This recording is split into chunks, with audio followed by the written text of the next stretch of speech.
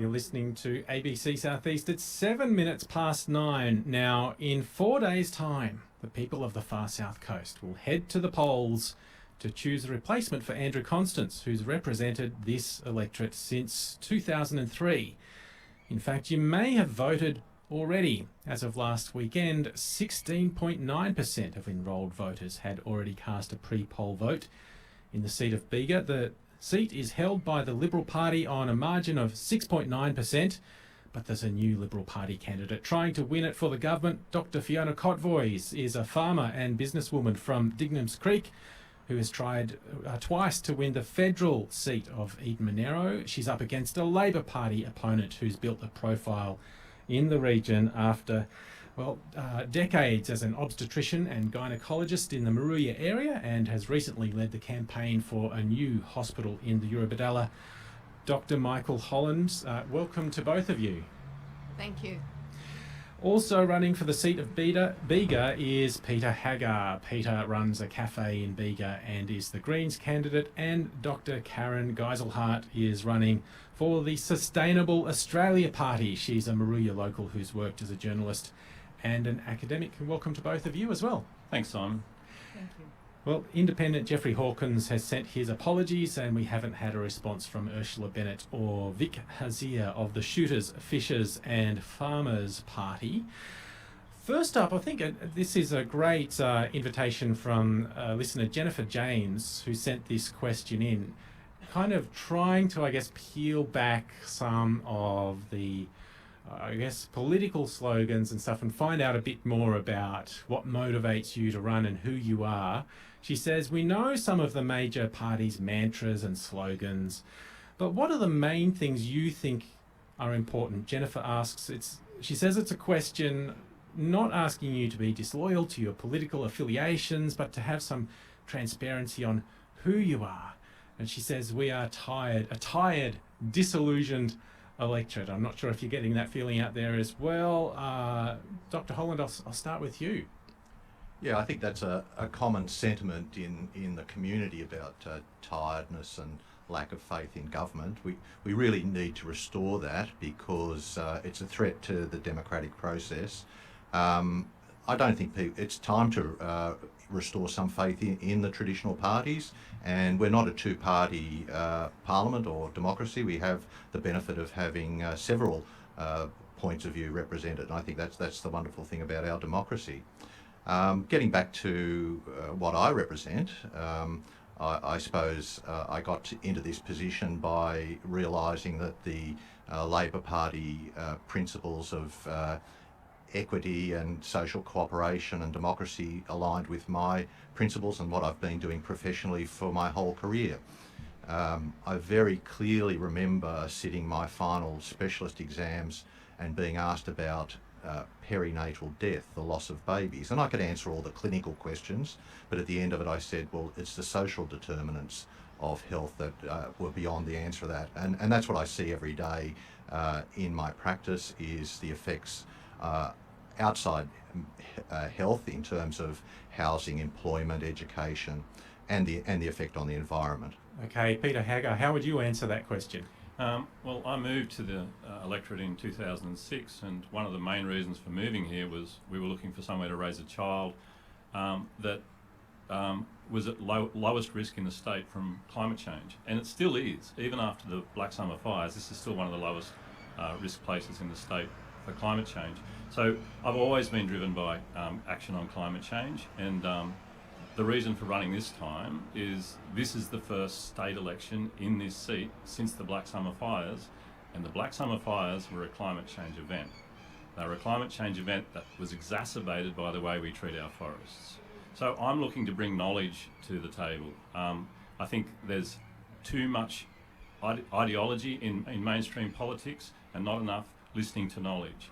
So science is one way of listening to knowledge. Listening to the Yuin people is another way of listening to knowledge. Listening to farmers that are in touch with soils and interested in the future of their farms is another form of knowledge. And having communities being able to have input into decision making so that we can take that knowledge forward and come up with plans, because neither of the major parties have got a realistic policy on climate change, neither of the parties got a realistic policy on forests. Fiona Kotvoice, what motivates you? So I'm local. I went to Bega High School, and when I finished high school, there weren't the opportunities locally for people to stay to study or to work. And so I had to go away for both study and work. As soon as we got satellite internet on my parents' farm, I was able to come home in 2005. And what I realised then was that so much hadn't changed. It was still the same as when I left. The skills that I've gained while I've been away mean that I know how we can go about changing things so that our young people are able to have the choice. The opportunities are here for them to study and to work. And that's really, for me, what I want to do. I want to be able to see our young people have opportunities to stay here, to return with families and make this their home, because there isn't a better place to be in Australia. I wouldn't want to be anywhere else. It's great. Karen Geisel, how do you answer that question about, I guess, who you are and why you want to run in this election? From my earliest childhood, my parents would take us out to picnics and ice skating on big lakes in the wintertime and sleigh riding, and grew up in what I call the halcyon days in the United States, where things were much milder and softer than they are now, less fraught with conflict. And I find my heart needs to be surrounded by more trees than people, always, to get my hands in the soil, to connect with my local community. And I find that here on the South Coast, those values and those people are nurture my soul. And I totally agree with what the other candidates have said. It's always about the people. It's always about the social process. It's very much about climate change, which is coming like a freight train. And it's also about the future that we want to create. And I quote Lampedusa, who said, if we want things to stay the same, everything has to change. And the way my research has been on complex human systems and the need to integrate all the things we do. A hospital is good, but it has to be integrated with the bypass. Training is good. It has to be integrated with food security. Okay. Well, I'll ask you more about your party soon. I'm interested to find out. But too, I think what is emerging as definitely a key issue for this community, and that is housing. I mean, this morning we heard from a young woman who took 3 months to find a rental property despite being employed full-time, and yesterday we heard from a single mum who's living in a tiny motel room with her son in Eden after spending more than 6 months applying for rentals right across New South Wales. We're hearing of a 10-year wait for social housing across the far south coast. What urgent action would you take to address the lack of affordable housing in our region? Straight away, Karen Geiselhardt, I'll start with you. Well, I think innovation is a key platform of the Sustainable Australia Party, and stopping overdevelopment and initiating appropriate development with at least 10% social housing always. But I think one of the innovations would be to open up some rural properties appropriately to provide small housing, tiny houses, but decent houses, because I've already heard there are a lot of older women who don't have the means to get their own homes. I've been a single parent. I know the struggles that people go through. And to let people use their land to put up culturally and environmentally appropriate housing that is perhaps self-contained, and look at different ways of doing that is important. Some interesting ideas there. And Fiona Kotvoice, we keep hearing from people that they want more social housing. Is that something that you would push the coalition to invest in? I've been listening to people when I've been talking to them, door knocking, and also in the towns. And the difficulties that many are facing, it is really tough. And some of the stories that people tell me are heart-wrenching. I've met with most of the organisations across the electorate that provide social housing and support social housing. There are some strategies that we can implement very quickly to support that. So, for example, some of those organisations have land at the moment on which they can build. So I will be advocating and fighting for funding to support building social housing on that land. There is also social housing that is currently vacant across our towns. Now, I need to find and meet with the relevant departments and need to find why that housing is vacant. If it's just a function of maintenance, then we need to get it maintained and fixed now so that people can move into it. But we shouldn't have vacant houses, vacant social housing in particular, anywhere. There are other strategies that we can look at in terms of refuges and in terms of affordable housing, both for rental and for purchase. The announcement last week of $1.4 million for councils to help develop new areas more quickly, pay for the curbing and guttering and those sorts of things. That will help bring more houses and increase supply quickly and also make it more affordable. So those sorts of things, and there's a whole range of other things that we can do. Hearing some good ideas here. What about you, Peter Hagga? As far as the Greens are concerned, does that go far enough? No, well, I'm a Greens. I'm also a small business owner, and I've got 10 or 15 employees, and I know that housing is already a crisis for people on low incomes. It's not just for people on welfare. And I spoke to someone on council yesterday. He's a building inspector, and they're understaffed because they can't find anyone to fill the job. So they finally found a person, and she's paying $600 a week in Tathra. And he said she won't stay because she can't afford to stay. We need to look at a way to encourage holiday rentals to become long-term rentals again.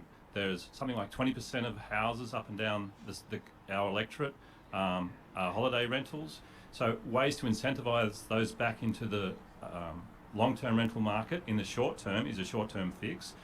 And Fiona's talking about social housing that needs maintenance. If there's a maintenance issue, then I'd suggest that might be an issue that the major parties have been taking too much resources from those maintenance issues. So we need to resource our public sector. We need public housing. We need the crisis services need to be resourced. Women's refuge services need to be resourced. We've had heaps of resources ripped out of this sector over the last decade or so, and it needs to be replaced. Okay, and Michael Holland, if you were the member for Bega, what would you do? What urgent action would you take to try and address this issue? Well, the most urgent actions to deal with the most serious problem first, and that's homelessness. I mean, we need to deal with the resources that are available to solve this problem of homelessness. There is obviously the problem with high rentals, high housing prices. Social housing is an excellent investment. The people that go into social housing pay rent. They can then get jobs, they get education, so their kids can go to school. So the Labor Party would fast track social housing. They'd make the houses that are currently neglected livable and safe. We have to also look at banning evictions with no grounds. That's a very serious problem here. There are 600 people waiting for social housing. Some of those have been waiting the length of time this government's been in power. So we need to get that going. The bigger picture is the broader issue of a variety of houses, not a monoculture of size. We need options with renting, we need options with purchasing, we need the infrastructure, and we need particularly sustainability. That saves so much money to people if they have solar power on their housing. Okay, I'll turn to Bushfire Recovery now, and this question was from Nurk Dado, who says, after 2 years, only 7% of the 967 homes destroyed in the Black Summer bushfires in southeast New South Wales have been rebuilt. Many families are still living under tarps. What are you going to do to achieve 100% home rebuilds in your first term of office? Fiona Kotvoice. As somebody whose farm went through the bushfires and whose friends did lose homes, I know the real difficulties and the pain of that whole process and the pain of recovery. In Bega Valley, we lost around 460 homes. All bar 21 of those at the end of last year had gone through the process with the council and knew what was happening in terms of a development application. So some of the houses, there are difficulties in getting them rebuilt because of land issues, entitlement issues, and I will work with the owners of those properties to look at what can be done there. For me, the priority is working with those who want to rebuild. It's only about half of the properties where the owners actually want to go back to the property. In some cases, people mentally just can't be back there. And so we need to help them find solutions that will move them forwards. But for those who want to go back to their properties, we need to look at the insurance, and I will work with them to work through insurance issues where it's insurance issues. I will work with them to work through council issues. I have been working with a number of people already to help them get support from Resilience New South Wales and get homes built through Resilience New South Wales, and I will continue that. I will continue to work with people who are looking for alternatives, so small homes, some are bringing in modular homes, a whole range of different ways of achieving it. And yes, I will continue to work with all of those. Michael Holland, what do you believe needs to happen immediately to help people who are still living in temporary accommodation? Well, I was speaking to someone yesterday who firstly moved into a tiny home, fortunately, because they could not get any other accommodation on their site after living in a container and a tent. Part of the problem was the remoteness of their property and the condition of the roads, which is a serious problem getting builders and supplies in and out of their properties. The impression that I've got is about a third of people want to rebuild, a third of people are selling their property, and about a third just haven't made up their mind. And we acknowledge the trauma that people have had. There's been consequences since, but these issues should have been the first priority of getting builders and supplies into these properties, and to remove the barriers that were in place to stop people getting the process going, and which included insurance barriers and the changes in development approvals for their properties. You're listening to ABC Sth East at 9:25. You are hearing from 4 of the candidates in the Bega By-election, including Michael Holland with the Labor Party, Peter Hagga with the Greens Party, Fiona Kotvoice with the Liberal Party, and Karen Geiselhardt with Sustainable Australia Party. Let's turn to health now, which has also been a topic of much campaigning. And Dr. Holland, you've campaigned for a level 4 hospital in the Eurobodalla. The government says it has the money and the hospital will open as a level 4 facility. If you win this by-election, you'll be a backbencher in opposition as opposed to Fiona being a member of the government. How are you a better choice for voters who support this new hospital? If you're specifically referring to the level 4 Eurobodalla hospital, I've been involved in that process for over 5 years. I know the clinical services plan back to front. I probably know it better than the minister himself. So I can stand up in question time or at private members' statements to call out the government of what they're equivocating on with these services.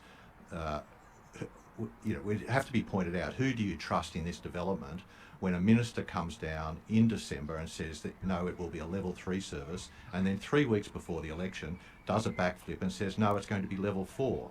The community doesn't have any clarity on this hospital. There's a clinical services plan, business plan, which is still not available to the public days before the election.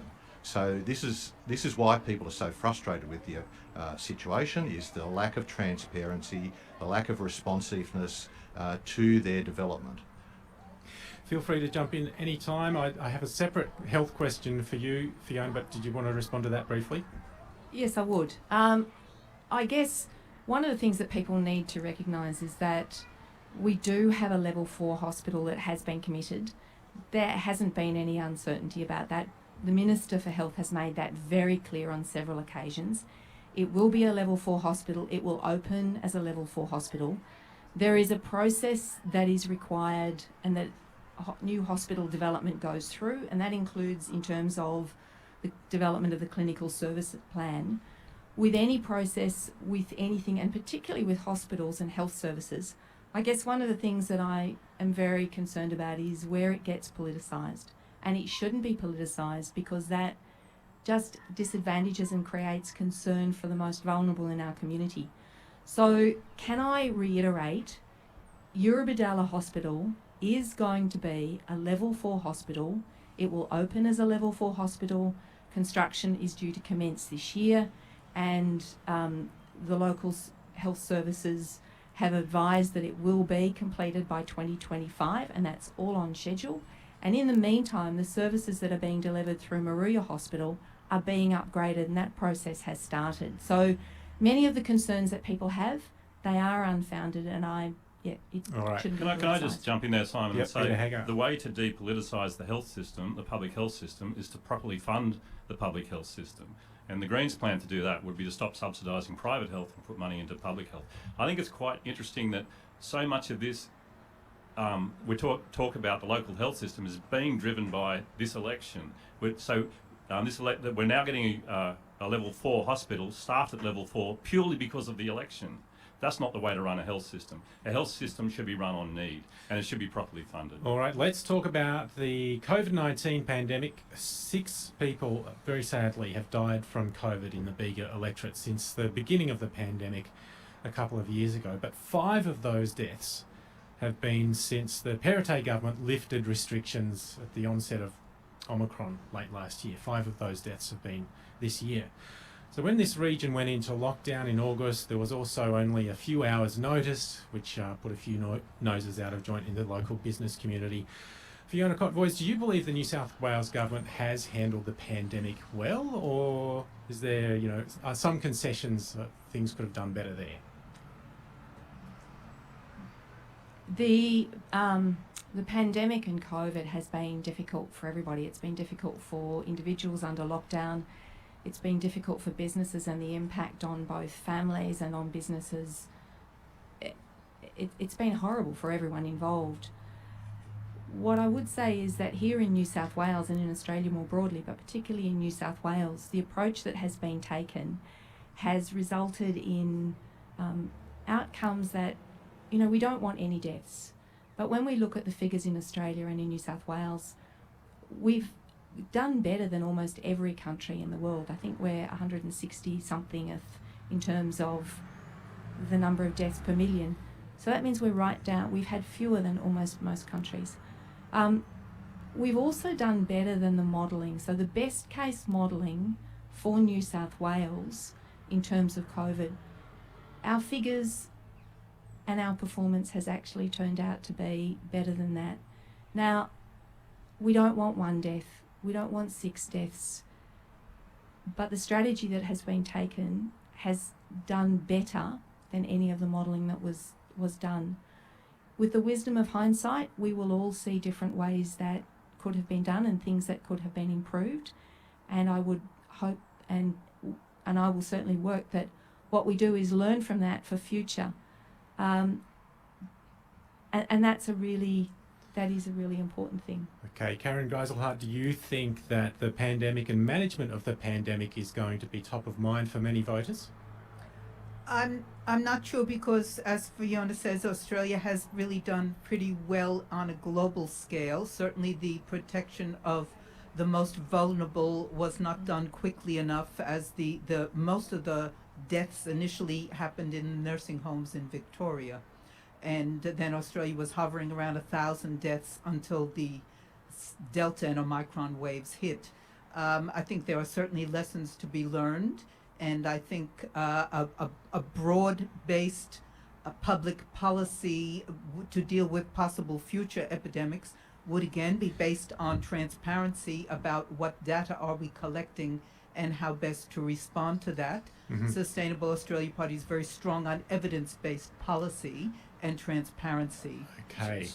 Simon, can I just say that, like New Zealand, Australia did quite well because of our geography. We're surrounded by water, so that was a big help.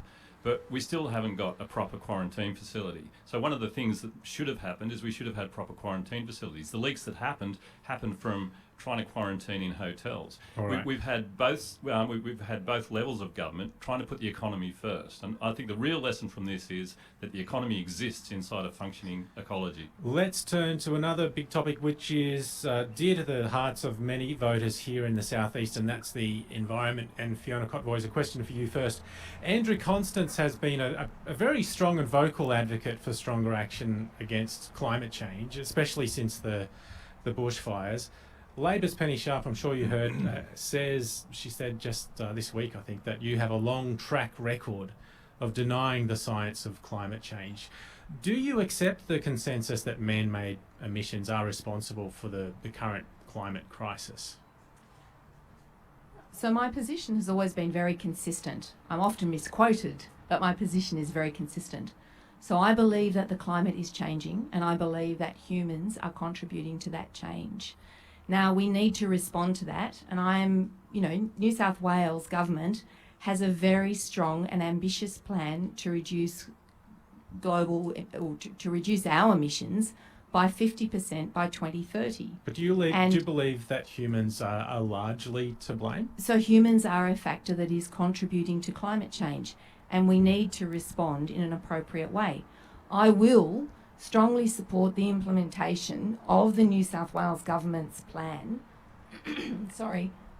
frog in throat, of the New South Wales government's plan to reduce emissions. And in this area, that's going to mean looking at ways that we can improve job opportunities from it, that we can improve farming and make farming more efficient. And there's a whole lot of things in that plan that we can use here that will improve things here. So, Fiona, a few weeks ago in Littleton Gardens, I asked you about whether you want to be photographed in front of our Climate Action Now sign, and you said no, you didn't want to. And I said, why is that? Do you think we don't need action on climate change? And you said, yes, we do, but I think we've got enough already.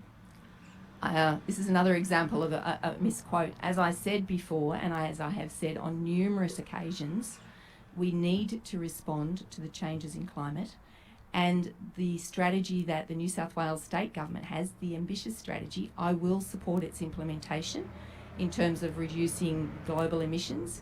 And there are a lot of opportunities from implementation of that strategy in this region, and I'll make sure that every farmer, every small business, every individual, every homeowner maximises the benefit that we gain from implementation of that plan, that it does lead to creation of jobs, that it does lead to a strengthening of our community.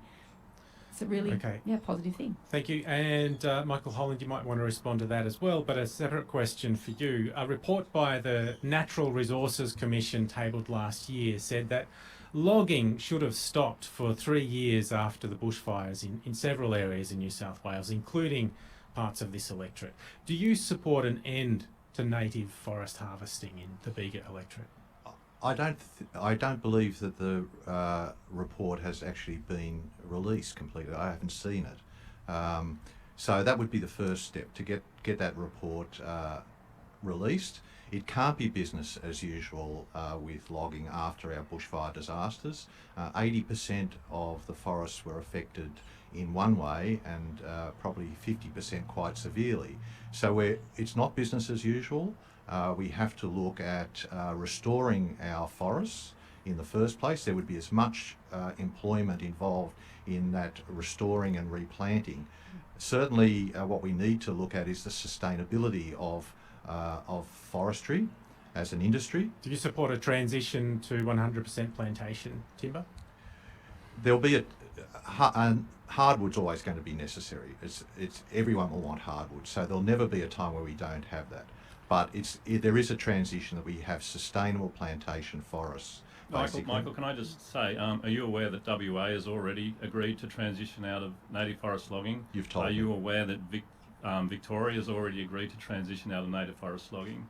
Peter Hagga, while you're talking about that, the Greens do want to end native forestry. What would that do to jobs in this region, particularly around Eden? Not a great deal, and there's a lot of jobs in restoring our forests and restoring our ecosystems. It's a hugely mechanised industry, and it's becoming more and more mechanised all the time. There aren't that many jobs in native forest logging, and they could certainly be replaced with jobs in plantation forests. So there is so much work to do, Simon, in our community to restore our ecosystems that jobs shouldn't be a problem. The problem is funding those jobs. So this is the Black Summer fires is my main reason for running. The fire that threatened Fiona's place and my place started when lightning struck a fresh logging coop in the Badger Forest.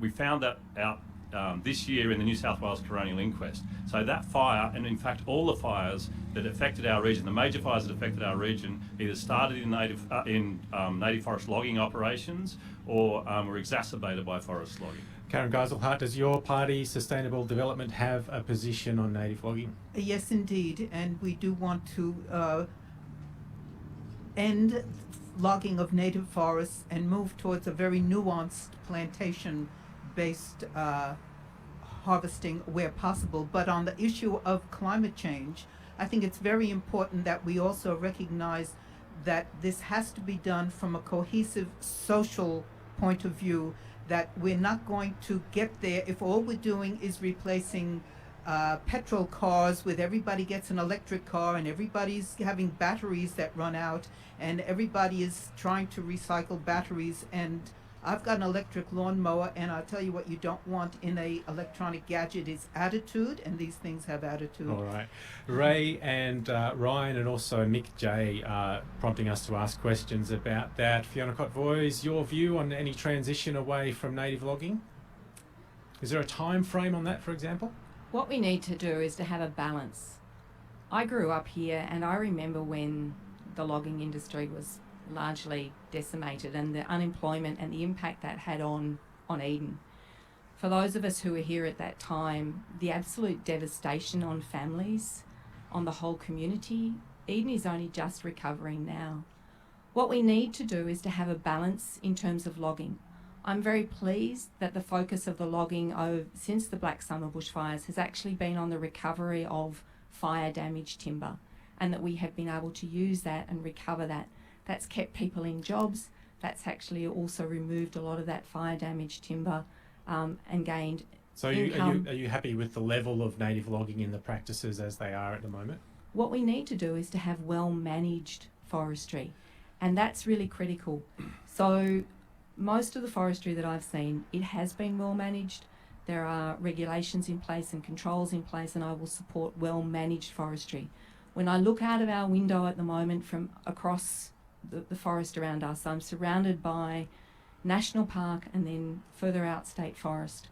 That has regrown since the bushfires, but it is not being managed, and so it is full of regrowth of wattle that is just absolutely covering the ground everywhere and is going to cause a huge fire hazard in the future. We've seen the EPA and Forest Corp New South Wales disagreeing over the management of the forest. It doesn't sound like two state agencies can agree on it. We need to listen to the knowledge on this, Simon. Like the knowledge is really clear. Logged forests are burn more severely and more regularly. So the chance of a crown fire in a forest that was logged 15 years ago is 7 times higher than an old forest. This is the knowledge. This is science. This is what we need to be responding to, not some small talk about, oh, there's a black wattle out the back of my house and blah, blah, blah. What we want is real knowledge, not just ideological nonsense. Okay. Simon, just to finish the question that you were asking, what I will do if I'm elected is to work with the different government agencies and get a consistency in approach and get effective management of our forests and our national parks. Okay, let's... Fiona Kotvoice, a lot of your campaign has pointed to the similarities between you and Andrew Constance and talking about you continuing his work, etc. How are you different to Andrew Constance? Tell me what you disagree on. Well, I guess one of the things for me is that I'm actually in the centre of the electorate. So where I live to start with is in Dignams Creek, which is the boundary between Bega and Eurobodalla. So I'm very much right in the middle. I have a very broad background in a whole range of things. You know, I was a teacher, a farmer. I work in international development. I work in bushfire, in disaster from recovery across the world. So I have a very broad background, and bringing that breadth of background and experience gives me a different perspective on many things. I wonder if you have a different perspective. But we have many things in common. So we both have in common the desire to meet with people and to listen to people and to work for people and to deliver for our communities. We both have in common a passion for our communities and working with a whole range of different community organisations. He was a vocal advocate for the voluntary assisted dying bill, which is still, before Parliament. It's still got to pass the upper house. Do you support that too, or do you have a different view? So as the bill stands at the moment, no, I don't support it. It's a really difficult choice. We talk about it in our family because my dad is 92. My mum died from a stroke a few years ago, and the whole issue of voluntary assisted dying is difficult for every family. And I think what is really important is for families to discuss and to know exactly what the members of their families want. But when I look at places where they have brought the bill in, what concerns me is that the investment in palliative care has decreased. And for me, people should have the ability to gain the services that they need and have access to palliative care and good health treatment. And that is what I will fight for, and that is what I will ensure is delivered in this community. Michael Holland, let's hear from you on this. Do you support the notion of a voluntary assisted dying bill and the bill that's moving through Parliament again this year? I also have problems with the bill. Two parts of the bill, particularly as Fiona referred to, was the access to palliative care. It's inequitable across rural New South Wales, the quality of palliative care that's available to rural people. The other part of the bill that is not equitable is the access to psychiatric care. There's a great lack in psychiatric care, and these are two of the main things that are involved in the assisted dying bill that I think need to be resolved before that's passed. Now, I'm conflicted with it as a medical practitioner. I've performed very good palliative care, but never in one way, not voluntary assisted dying. I've also had to reach resolution on the issues of termination of pregnancy. Now, termination of pregnancy is legal and therefore it should be available, but it's a conscious decision for doctors and health workers to be involved with. Okay, now to an issue which has been in the headlines a lot, and I heard it in the news again this morning, and that is pork barrelling, a practice the former Premier Gladys Berejiklian defended, saying that all governments need to use taxpayer funds to curry favour with voters. A question here from Alan Sheldon. Alan says, do you think pork barrelling is acceptable? Karen Geiselhart. Well, this is one where the Sustainable Australia Party is very strong because our three pillars are protect the environment, stop overdevelopment, and stop corruption. And clearly, if you stop overdevelopment, that can only be done if you stop corruption. And if you do those two things, you will be protecting the environment because you will be doing what the people want in a democracy. So I reckon the very fact that healthcare, education, and housing is now slipping away from being a normal expectation of the people in general means that democracy itself needs mending, and pork barreling under whatever guise and the way in which parties and elections are funded and the way lobbyists are allowed to have access to ministers, etc., is a deep issue that needs reform for our democracy. Fiona Kotvoice, obviously, it can be good for communities in marginal electorates at election time, but is there enough transparency and accountability for the spending of public funds? So I believe that the processes need to be implemented rigorously and followed. I believe that there needs to be complete transparency in decision making, and that is something I will support. I would comment that there have been no new announcements in this by-election that were not already funded. There have been no new announcements in the previous by-election when I ran at federal, and there will not be announcements for unfunded things when I run. For me, what is the critical thing is that we have the needs, and what I will do as the member for this electorate is listen to people, identify what the priorities are, identify how we can access the funds for those and deliver on those funds. I think one of the key things is making sure that organisations and our councils apply for the grants that are available. I've contacted the councils about some of the grants that are now available to make sure and encourage them to apply for those.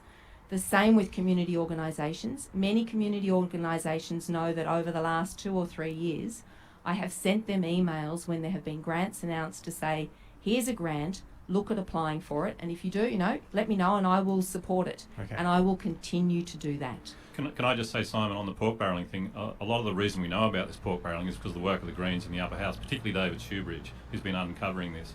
And in the previous parliament, we didn't have that because the Greens Liberals had both houses. So at the moment, the only thing that's getting the pork barrelling to surface is that we've got some transparency in politics, and that's just an accident of the way the seat's fallen. We need more transparency in politics. And Michael Holland, does there need to be more transparency, more safeguards, or do you think there's not a problem with the level of pork barrelling at the moment? No, I think it's every elector probably is now looking at the process and the degree of cynicism that they see towards this pre-election phases where there's no continuity of government. People want policy that goes through the term of the government. They don't want promises within weeks of an election, which is transparently pork barrelling. But the other issue is, as you said, fairness and equity in the process of applying for grants. This needs to be open, it needs to be transparent and accountable for the people. Okay, a related question. I guess we're hearing from local councils that they don't have enough money, and the Bega Valley Council Mayor Russell Fitzpatrick mentioned just the other day that they're relying on state government grants for, I think, up to 50% of what they need to budget for in the next year or so. David Porter, who's now a councillor as well, asking, councils operate on a shoestring budget and often have to push costs back onto the ratepayers. Will you advocate for an increase in operational funding for councils? Fiona Kotvoice. So yes, I will be fighting for an increase in operational funding. And I will also be working for greater flexibility in grants. So in the discussions that I've already had with both councils, they've identified that the different way the grants operate, some are easier and some are more difficult and have more administration and complexity in application and less flexibility in terms of where they can be used. So I will be fighting to get greater flexibility in those grants, to have a longer term in terms of the time frames for use of the grants and the planning, because I believe that is much better planning approach. Okay, Michael Holland, do you think councils are too reliant on grants? Well, each shire is different. We have shires that have a large area of non-rateable land that they can't get any revenue from. So this is a particular issue on the south coast here. They have to look at how they raise revenues otherwise. No one's happy with increased rates, so we have to look at the resources that that councils can get their funding from, and grants are a necessary part of that. The Greens have got a really simple cure to increase rates down here too. Start charging rates to state forests. Okay, another interesting idea there. Now, let's talk about education and TAFE. We've been hearing frustrations around TAFE enrolments this year, particularly people trying to enrol online and not necessarily the courses they expected to be available in the towns that they wanted to do them. Fiona Kotvoice, do you believe the new TAFE facilities in this electorate deliver on the promises? So the information that I've received is yes, they are, and there's a huge amount of excitement about it. Over this year, TAFE have had over 170,000 inquiries about courses and availability, which indicates for me that we have a great interest and a revitalisation and a resurgence in terms of enthusiasm for technical and vocational skills, and that is a really good thing. It's also really positive that we have two new facilities. We have the one that has been completed at Bega. It is like a TARDIS. It looks small on the outside. You go inside and it's absolutely amazing what it's going to be delivering and what it has started to deliver. The ability to enrol online is pretty good. Apparently it's a 6-minute average time to do that at the moment, and I'm sure there are some exceptions, but 6 minutes is not bad. The facility that's being built up at Bateman's Bay, equally as amazing. It's a huge facility. That is going to give us a large increase in the capacity of this area to train people in trades, to increase the number of people that we have in the construction industry, an area that we really need more people in. So great, and You know, I'm passionate about skills training. My mum was a technical college teacher, been there all my life, and I will continue to work and to fight for increased funding and more work into All right, Simon, technical The training. What do enrolment you- issue is not what I heard last week. Yeah, what are And you there hearing may- about it? Oh, that it's a debacle. People cannot get through the website, and they are just referred on to a voicemail or call centre that can't do any better. So there may well be an increase in interest, but there's been a 25% reduction in enrolments and probably a 50% reduction in completion rates in TAFE courses. And that comes as a consequence that there's been 120 losses of jobs from TAFE in the past 10 years. Now, we need to get more skilled teachers back into the TAFE system. It's all very well to build big structures, but they don't function, very similar to the way that this New South Wales government is dealing with health. So we have problems with apprentices having to drive from Bega to Maruya, which is the teachers' representatives were pointing out that this is a danger. People are having accidents on the way. So we need to broaden this, we need to get more teachers back into it, and we need to make these new facilities function by having teachers in them. Simon, just on Yes, that, I've Peter got Hagga. a cafe, so trades are really important to me. Hospitality workers, that's where they get trained. They don't get trained in front of screens. You know, the news centre in Bega looks shiny, and it is small on the outside and it's small on the inside because there's no face-to-face teaching there. They need proper kitchens to learn in. Carpenters need to be working on proper sites they need hands-on teaching. There are a lot of kids that need face-to-face teaching and they're not getting it in the current TAFE system. Can I just add that the facilities in Bega do have full kitchens. If you go inside them, the facilities are absolutely amazing.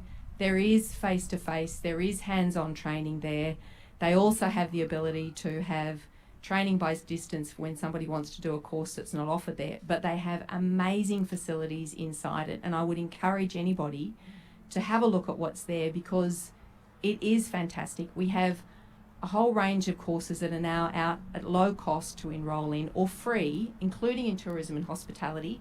And I'd really encourage people to have a look and to enrol. It's 5 minutes away from 10. You're listening to ABC South East, a forum with 4 of the candidates in the Bega by-election. You just heard from Fiona Kotvoice with the Liberal Party, Michael Holland with the Labor Party, Peter Hagga with the Greens Party, and with Sustainable Development Party, Karen Geiselhart. Karen, just quickly on TAFE and education. It's the Sustainable Australia Party, and I think the sleeper there is that there is a very real risk that the intention is to dress up TAFE and then to privatise it, and I think that would be a disaster for the region and a disaster for our young people. All right, we're still getting some questions coming in. This one from Deb, addressed to you, Fiona Kotvoice. It says, given the devastation and intensity of black summer fires in this region, have you reconsidered your support of the zoning changes of the New South Wales Government's rural land strategy, which is strenuously opposed by the Rural Fire Service?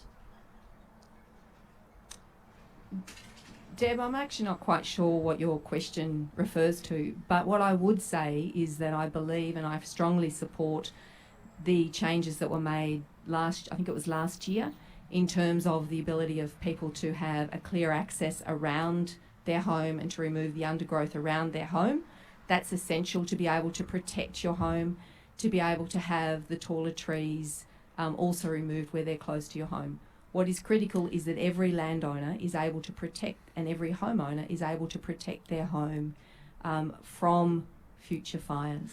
So, Simon, can I just say that protecting our homes from future bushfires starts with accepting climate change, and it starts with accepting the science around forest ecology and the damage that forestry is doing and the fire risk that's created through forestry. Okay, a question which is coming out of Revelations on ABC South East this week. There's gold mining exploration activity ramping up in the state forests west of Bateman's Bay. It's a matter of public record. If that leads to a proposal for open cut mining in this area, what would your position be, Michael Holland? West of Bateman's Bay and just up the road here from Maruya as well.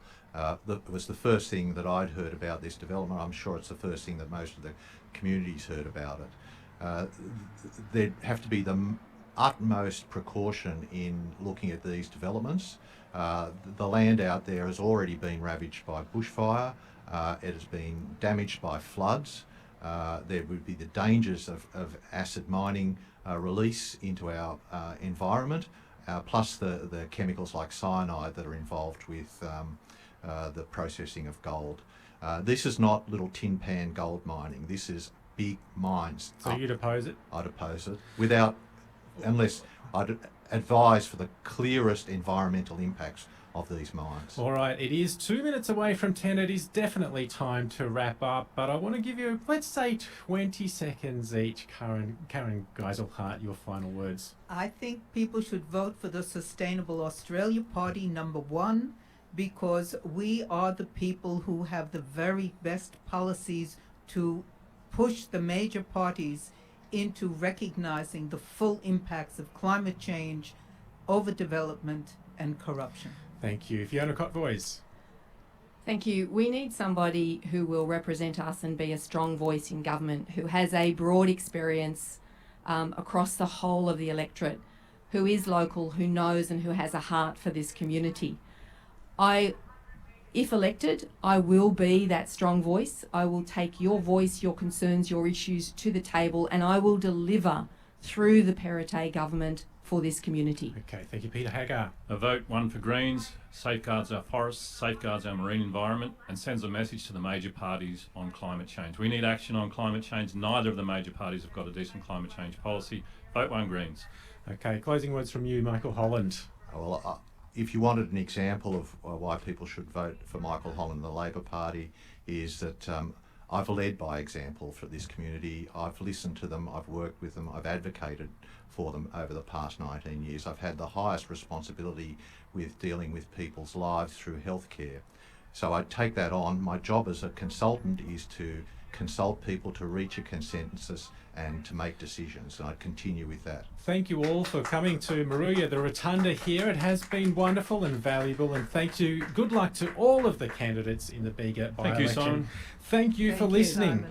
Have a great day.